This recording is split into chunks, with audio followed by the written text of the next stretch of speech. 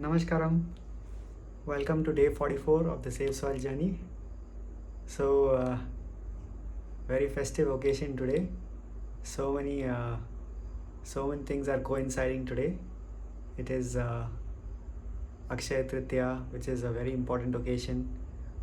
It is also Eid, which is a very celebratory occasion, and it is celebrated with fervor across the world. We also have, Basava Jayanti today.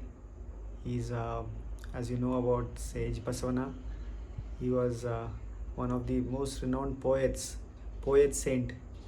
So many of us would have even, especially those who are in the Karnataka region, you may have come across many of his poems. So it's his Jayanti today, and also Parshuram Jayanti. So you may have heard about Sage Parshurama, who was one of the very intense spiritual seekers, whose guru was Dattatreya. So it's his Jayanti today. So many occasions today. So hope all of you are doing well, and you could make use of the day today. So today I just thought that we could cover about mantras. We touched upon this slightly in the previous videos, where we saw that how we can make use of certain chants for our well-being. So in yoga there is a whole science in terms of how to use mantras for one's well-being. So there is something called as mantra yoga, and also nada yoga, which is the yoga of sound, in terms of how to use sound for one's ultimate well-being. So if you look at these chants, you will see when it comes to mantras, these are certain chants, and you will see that most of these chants, if you have even gone through any of these chants, you will see that they will have a basis in Sanskrit language. So Sanskrit language, as you know, this is like a discovered language. For example, every form has a sound attached to it, and conversely is also true that every sound has a form attached to it. So if you want to connect with the form, if you can utter the right sound, then you kind of build a connection with the form. So Sanskrit was a discovered language in the sense that they just saw what was the sound which was associated with a particular form, and that is what they termed it. So it's not like English language, where the same sound can have two different meanings. For example, you can say sun. So if you say sun, it could be the sun which is giving us light and energy, or it could also be sun, which is father-son relationship or mother-son relationship. So sun, it could mean even that. So both of them sound the same, but they are two different things. But it's not like that with Sanskrit language, because there whatever you utter, it is related to a particular form, so it cannot have the same sound. So the sound is very important in Sanskrit language because it's a discovered language. So they just saw that whatever sound was associated with a particular form, and then they chose to name it that particularly. So you will see that almost all the Indian languages, maybe except Tamil, which had its own base, other than that, all the other Indian languages, they have their origin or roots in Sanskrit. Similarly, almost all the European languages, they also have their base in Sanskrit. So this was one of the base languages from which so many other languages were derived. So Sanskrit is a very important language, and all the mantras which you have come across, they are based in Sanskrit.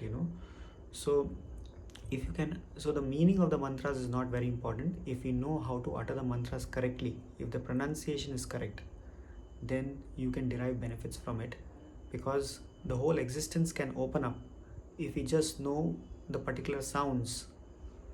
If you want to connect to certain things in the existence, if you know how to open it, if you have the keys, by uttering the right sounds, we can open it. So this is a whole dimension of yoga by itself, and it is a very powerful dimension which we can make use of. So this is something, one of the simple ways in which you can make use of it. is by learning how to utter a certain mantras. So this is something which you can do as your sadhana. So we'll see how to cover this step by step in a few videos where we look at this, in detail in terms of how one can make use of it. So it's very important that you utter these sounds correctly, because without the necessary ambience and training, if you utter the sounds, if it's not uttered correctly, then it can also cause damage. I remember Sadhguru mentioning that there are people who have caused damage to themselves by improperly chanting Gayatri mantra or some other mantras like that without having the right basis. So it's very important when you do chant mantras, you utter with awareness. If you chant it without awareness, it can act like a lullaby and creates dullness in your system. So uttering it with awareness, and more than the meaning is just something which we can give it up, we can make it up in our minds. But more than the meaning, it's very important that we utter it correctly, because the sound is most important, because that's the way you can connect to the form. So you will see when people learn Sanskrit, it's like mostly learned by rote. They keep on repeating the same thing over and again. It doesn't matter whether they understand the meaning or not. If they just master the sound, they can connect to the form.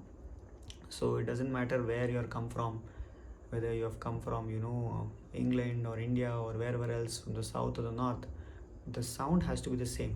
So that is why it takes a lot of attention to get the sound right, because it requires a lot of observation to listen to the sound and to say it exactly the same way. So I remember how when we were in the Hatha Yoga teachers training, we were taught how to utter the Nirvana Shatakam chant. And when I just heard it for the first time, I thought it would be very simple. It's only when we started learning how to chant it, then we realized how many mistakes we were making, and such minute, subtle mistakes that you won't believe it. I think some of you may have also gone through certain training programs with Isha Samskriti. You also may have felt the same, how intricate and how subtle it is, and how much of observation it is required. So one of the simplest ways in which you can start is there are certain mantras. For example, there is Am chanting. So A, U, and Ma. These are the three fundamental sounds in the universe. So these three sounds are the basic sounds. Using these sounds, you can make all the other sounds into existence. So you may have heard of, about a color television, how it mixes the three sounds, three colors, and it creates all the other colors. So similarly, these three sounds, A, U, and Ma, are the fundamental sounds, and mixing these three sounds, the tongue can create all the other sounds in the world. So these three are the fundamental sounds, and even someone without a tongue, even if you cut off the tongue, you can utter these three sounds. So if you have learned Am chanting, for those of you who have been initiated into it, it's a very powerful way of connecting. And if you can chant this Am regularly, if you have been initiated into Am, so you need to go through a proper initiation. So if you get in touch with any Hatha Yoga teacher nearby to you, they can they can teach you properly. Or if you visit the Isha Yoga Center, there everyday initiation happens in Am chanting. So you can learn Am chanting like that. Or if you have gone through the in engineering program, then as part of it, they'll be teaching you Am chanting. So these ways, it's best if you get initiated into it properly and then you practice this. Otherwise, on your own, it may not be very effective. So if any of these things are not possible for you, then if you want to get started quickly, then you can also look at the Nada Yoga practice in the Sadhguru app.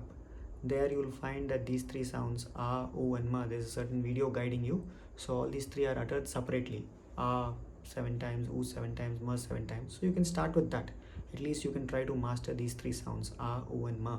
So it has tremendous benefits in terms of psychological benefits, and especially if you're facing any disturbances, mental disturbances, or your instability in terms of your body and mind, you're tending to fall sick, fear, insecurity. So if you're facing any of these things, then definitely Am chanting can help you stabilize. Especially we have seen a lot of people who are having psychiatric issues, or mental ailments, etc. They can be easily these things can be easily taken care of. They can be stabilized if one can chant Am regularly. So please see if you can share with them about this, so that they can benefit from this. And it's best that when you learn this, You just make this as a part of your daily sadhana, and without a break, just see how you can keep this on. So this is one of the ways in which you can make use of mantras. So please share with us if you have already been practicing this and what benefits you see. You may have already been practicing this as part of Shambhavi. If you have learned, then arm chanting is a part of it. You can even do that separately, just chant arm. That can also be done separately, but as we mentioned, only after you have been initiated properly you should go through this. Otherwise, see if you can learn from a hatha yoga teacher. So please share with us how your experience has been, and in the next few videos we'll see how to cover more of this in terms of what are the mantras we can make use of and where we can learn them from. So until the next video, let's take care, and please see if you can continue to share about SaveSoil. And it's just another few weeks, and Sadhguru will be coming to India as well. So I'm looking forward to attending the in-person events. And also, it's very important that all of us express our concern by writing a letter to the head of states. So we have shared this on our WhatsApp groups and Telegram groups and even social media. You can even look at the Conscious Planet channel, etc., in terms of how you can send a letter to the head of state. So please see if you can do this by today or tomorrow latest. So if you can send in your letters by expressing your concern to the heads of state, it will be very beneficial. If all of us raise our voice, it can definitely have an impact. So please see if you can do that. I'll also share the link to write a letter in the description of this video. Namaskar.